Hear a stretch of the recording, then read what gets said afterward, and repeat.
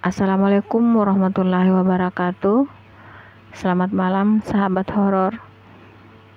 Pada cerita kali ini saya ingin melanjutkan dari kisah sebelumnya tentang sebuah kursi yang berada di sebuah villa tua di Kepulauan Burung Loe, di mana waktu itu abangku mendapat pekerjaan proyek pembangunan sebuah menara masjid di Pulau Burung Loe, Kecamatan Pulau Sembilan. Waktu di Pulau Burung Loe itulah abangku bersama paman dan beberapa orang temannya mengalami hal-hal yang aneh tentang larangan memindahkan dan menggunakan sebuah kursi yang ada di sebuah villa yang oleh penduduk atau warga setempat sengaja diletakkan di villa itu. Dan ada satu warga bernama Pak Johar yang menceritakan tentang penunggu dari villa tersebut. Pada cerita sebelumnya, Pak Johar menjelaskan kepada abang dan teman-temannya bahwa di kursi itulah biasanya perempuan penunggu pulau itu duduk sambil memandang ke arah laut lepas. Cerita Pak Johar. Abangku yang mendengar cerita Pak Johar itu antara percaya dengan tidak. Abangku hanya mesem-mesem mendengar cerita itu. Menurut abang, cerita seperti itu memang biasa dijumpai di tiap daerah, tetapi semua sudah kehendak Allah Subhanahu wa Ta'ala yang mengaturnya. Lain halnya dengan kawan abangku yang bernama Pak Jamal. Pak Jamal ini orangnya memang sangat usil. Sambil tertawa, dia berkata, "Coba kalau saya yang dapat, pasti bisa saya jadikan sebagai istri saya." Kontan saja abangku dan kawan-kawan yang lain kecuali Pak Johar tertawa. Pak Johar kemudian mengingatkan abangku dan semua teman-temannya untuk tidak bersikap takabur di tempat itu. Keesokan harinya, setelah sholat asar, paman menyeberang ke kota Sinjai karena ada urusan mendesak yang harus diselesaikannya. Malam harinya setelah sholat isya, abang dan semua teman-temannya berkumpul di teras villa.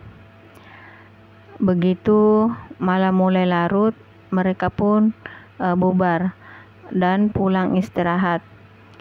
Tanpa setahu abangku, Pak Jamal ternyata ketiduran di teras villa tersebut, tepat di samping kursi kosong itu. Abangku baru sadar setelah melihat tempat tidurnya Pak Jamal itu kosong. Lalu segeralah abangku ke villa itu untuk membangunkan Pak Jamal. Sedikit agak lama baru Pak Jamal bisa siuman. Begitu terbangun, Pak Jamal pun jadi kaget karena mendapatkan dirinya tertidur di villa tersebut. Padahal menurut Pak Jamal, dia ikut pulang ke rumah tempat di mana mereka tinggal. Barulah setelah sampai di rumah, Pak Jamal muntah-muntah dan mengeluh sakit di perutnya. Abangku dan semua teman-teman yang lain sempat khawatir melihat kondisi Pak Jamal. Tetapi setelah salah seorang warga memanggil Pak Imam kampung dan mengobati Pak Jamal, kondisi Pak Jamal berangsur membaik. Keesokan harinya, setelah waktu istirahat menunggu azan duhur, Pak Jamal kemudian menceritakan kejadian yang menimpanya saat tertidur di teras villa. Tidak lama setelah pulas tidurnya, kata Pak Jamal.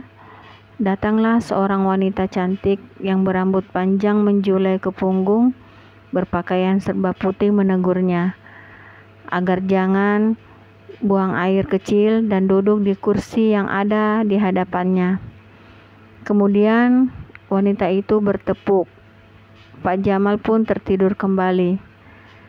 Sejak saat itu, Pak Jamal tidak pernah lagi duduk di kursi itu, apalagi buang air kecil di tempat itu.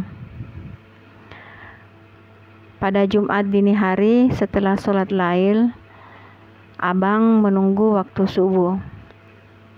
Sambil menunggu datangnya adzan subuh, Abang membangunkan Paman. Setelah bangun membersihkan diri dan berwudu, Paman duluan ke masjid. Suasana masih sangat sepi sekali. Nun di seberang sana, Pulau Kambuno, ayat-ayat suci mulai terdengar sayup dilantungkan. Abang bergegas turun mengikuti Paman yang mungkin sudah ada di masjid. Saat itulah di tikungan setapak di depan rumah muncul sosok orang yang berpakaian dan berjalan seperti Pak Johar, memakai capim bambu. Abang berpikir mungkin Pak Johar baru pulang dari melaut. Tapi anehnya, saat akan berpapasan di tikungan jalan, dia mendahului tanpa bicara apapun. Orang yang menyerupai Pak Jamal itu terus menjaga jarak 5 langkah dari abangku. Abangku lalu menegur orang itu, Pak Johar, mau kemana? Tapi yang abang panggil bersuara saja tidak, apalagi berbalik. Orang yang disangka abang adalah Pak Johar itu terus melangkah memasuki tikungan jalan ke arah masjid. Orang itu terus berjalan di antara rumah warga. Abang berjalan ke arah masjid. Tiba-tiba abang menoleh. Orang yang disangka Pak Johar itu berhenti dan melambaikan tangannya ke arah abang. Abangku seperti terhipnotis melangkah searah dan mengikuti orang itu. Tapi secepat apapun abangku melangkah, abang tidak pernah bisa mendekatinya. Abang melangkah terus. Perasaan abang berjalan seperti jauh sekali, dan orang yang abang ikuti sedikit pun tidak menoleh. Rumah terakhir sudah abang lewati, tapi sepertinya abang berjalan di jalan raya. Orang yang berjalan di depan abang pun terus saja menjauh melangkah. Tiba-tiba dari arah timur terdengar suara pengeras masjid mengumandangkan sholawat. As-sholatu wassalamu alaik. Seketika itu abang seperti tersengat, terkejut. Astagfirullah. Kenapa saya bisa berada di laut dan tubuhku sudah terendam air sebatas dada? Pikir abang waktu itu. Tanpa berpikir panjang, abang cepat-cepat membalikkan diri naik menepi, dan justru saat itulah dari arah belakang ada suara wanita tertawa aneh, cekikikan tinggi. Di tepian laut, abang menoleh kembali ke orang yang beliau ikuti, dan abang sangka Pak Johar tadi sudah hilang. Hanya suara deburan ombak yang menghantam perahu. Basah kuyup, abang kembali ke rumah. Tidak mungkin lagi ke masjid dengan pakaian dan sarung seperti itu. Subuh itu terpaksa abang sholat di rumah, dan saat Paman pulang dari masjid, Paman bertanya kepada beliau kenapa abangku tidak pergi ke masjid. Lalu berceritalah abang tentang kejadian yang barusan menimpanya. Paman lalu bilang, mungkin kamu ketempelan makhluk halus. Dan setelah abang diruqyah, barulah perasaan abang agak tenang. Siang itu paman mengizinkan abang untuk istirahat, tidak masuk kerja 1 hari. Ketika matahari sedikit redup karena udara mendung, abang keluar mengambil jemuran di samping rumah. Saat itulah abang melihat Pak Johar mengikatkan perahunya di tiang villa. Kebetulan istri Pak Johar melintas di hadapan abang. Lalu abang bertanya kepada istri Pak Johar, "Pak Johar, dari mana ibu?" Kata istrinya, "Baru pulang memancing cumi." Siang itu usai duhur, bersama paman dan para anggota yang juga tengah istirahat di teras, Pak Johar mendatangi mereka. Pak Johar juga kaget saat paman bercerita bahwa abang ketempelan makhluk halus sampai harus tenggelam di laut. Untung suara sholawat dari masjid Nurul Ihsan membuyarkan pengaruh itu.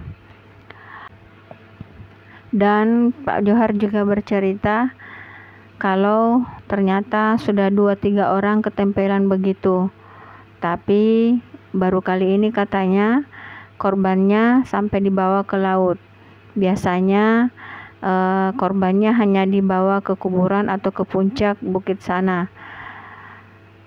Abangku sempat merinding mendengar kata-kata Pak Johar.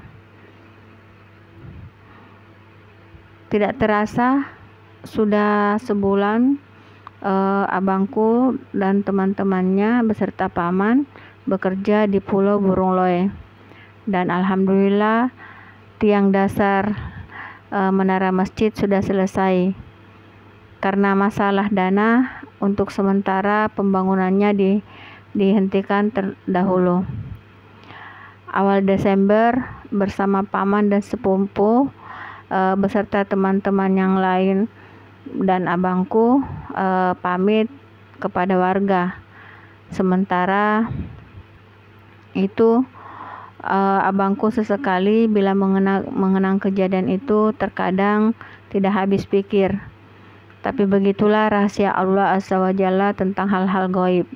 Semoga kejadian itu menjadi pembelajaran bagi kita semua dan mengambil hikmah agar selalu mendekatkan diri kepada Sang Khalik Allah Subhanahu wa Ta'ala.